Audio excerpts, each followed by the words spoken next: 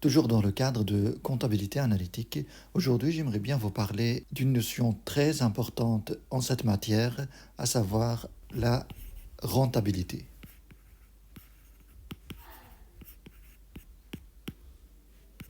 Et pour cela, comme d'habitude, je vais prendre un cas très simple d'un mécanicien, par exemple, qui loue un garage et qui vend aussi des pneus. On va voir un petit peu toutes les notions qui sont liées à la rentabilité dans le cadre de cette activité de ce mécanicien.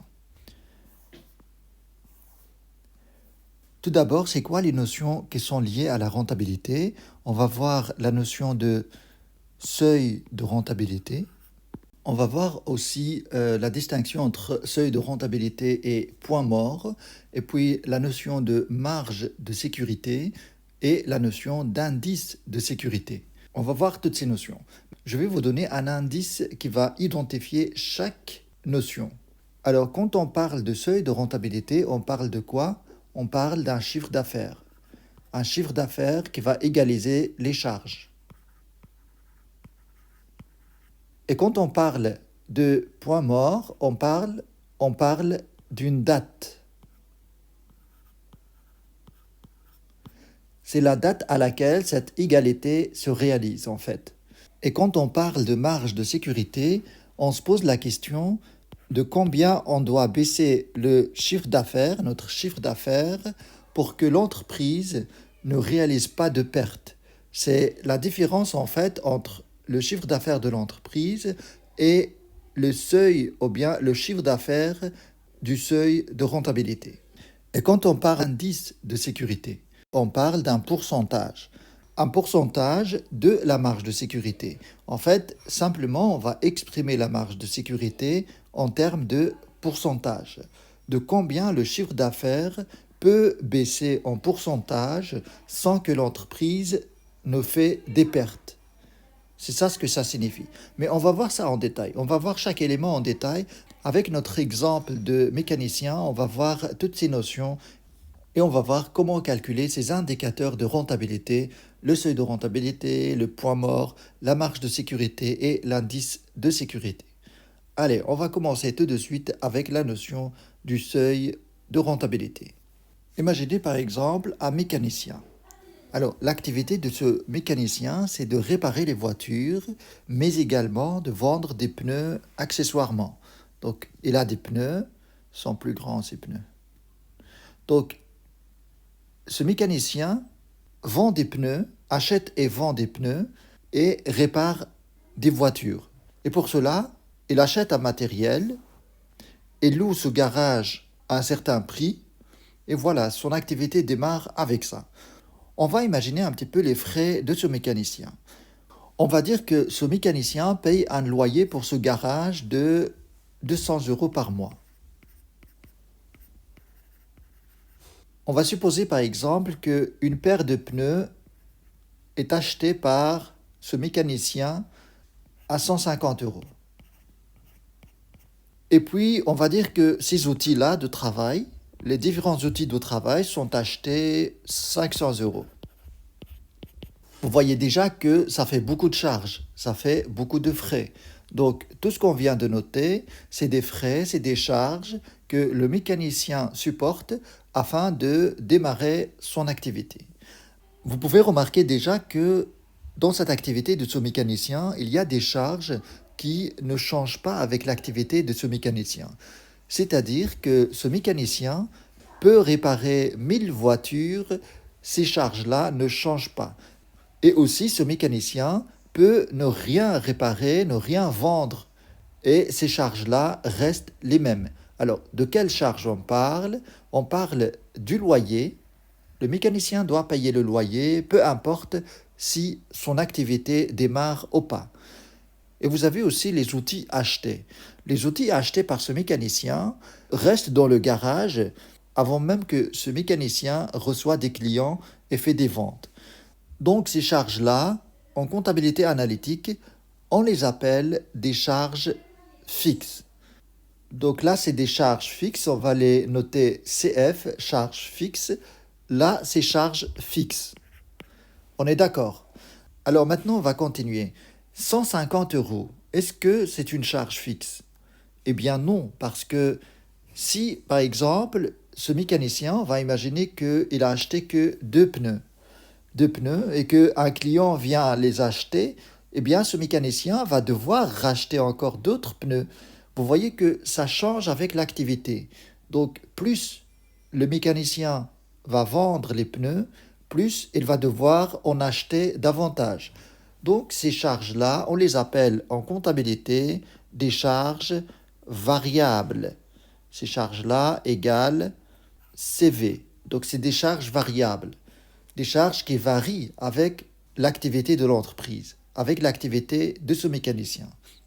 Maintenant, ce mécanicien doit récupérer la somme, la totalité de ces charges, aussi bien les charges fixes que les charges variables.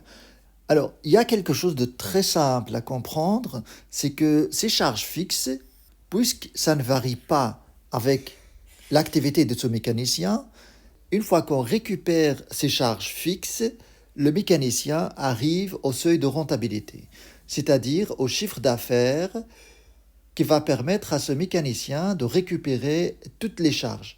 Et quand je dis toutes les charges, on inclut également les charges variables.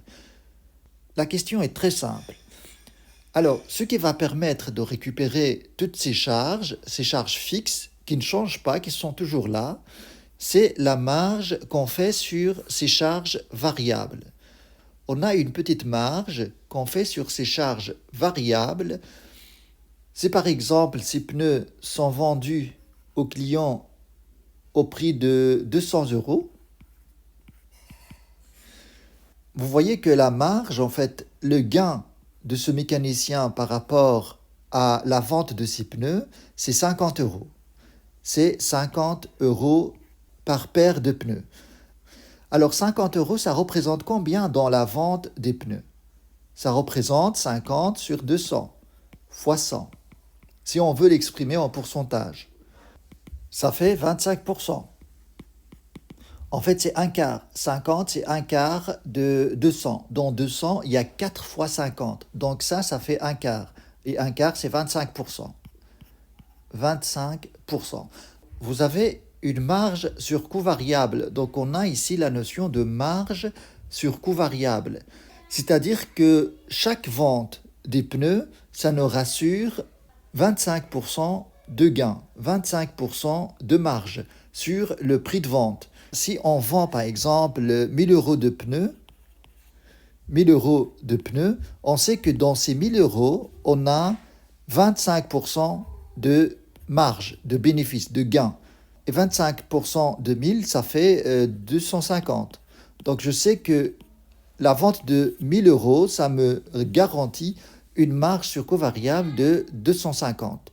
Et la question qui se pose ici, si je connais combien ça me donne en pourcentage mes ventes de pneus, eh bien c'est très facile par la suite de savoir quand est-ce que je vais récupérer ces charges qui sont payées, qui sont fixes, qui ne bougent pas.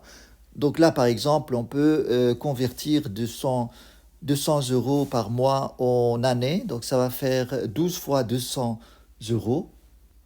Ça fait 2400 par an. 2400 par an. Donc là, le calcul est très simple. Si on considère que le mécanicien, par exemple, ne répare aucune voiture, ne répare pas de voiture, et il veut savoir, juste avec la vente des pneus, quand est-ce qu'il va récupérer les charges fixes. Eh bien, la réponse est très simple. Vous avez la marge ici, la marge sur coût variable. Ce que le mécanicien gagne sur les ventes des pneus, c'est 25%. Donc, 25%, regardez, 25% fois le chiffre d'affaires c'est les ventes. Là, c'est les ventes. Ventes. 25% fois le chiffre d'affaires, c'est tout ça, c'est votre marge, c'est votre bénéfice si on ne tient pas compte des charges fixes. C'est la marge. Alors, il faut que cette marge soit égale tout simplement aux charges fixes. On a 2400 de charges fixes annuelles, de loyer annuel, et on a les outils achetés plus 500. Les outils achetés. Voilà la réponse à ce problème. Donc, on cherche combien de ventes on va faire en pneus pour atteindre le seuil de rentabilité. Et le seuil de rentabilité, c'est là où je récupère toutes les charges et je commence à faire des bénéfices. Donc, ce chiffre d'affaires est égal à quoi? Est égal à 2400 plus 500 sur 25%, c'est 0,25. Et ça fait 11 600. 11 600 euros.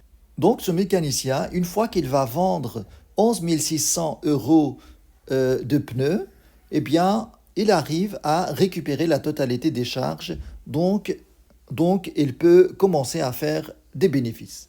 Tout ce que le mécanicien va vendre après ce chiffre-là, eh bien, ça va lui donner une marge de 25% de bénéfices, de résultats, un vrai résultat cette fois-ci, puisque à ce moment-là, les charges qui sont là de loyer et d'outils achetés sont couverts, sont déjà récupérés avant. Je ne sais pas si cette notion est claire, mais de toute façon, on va faire des exercices. Je reviendrai sur pas mal de notions encore. Merci d'avoir regardé ce cours et à très bientôt.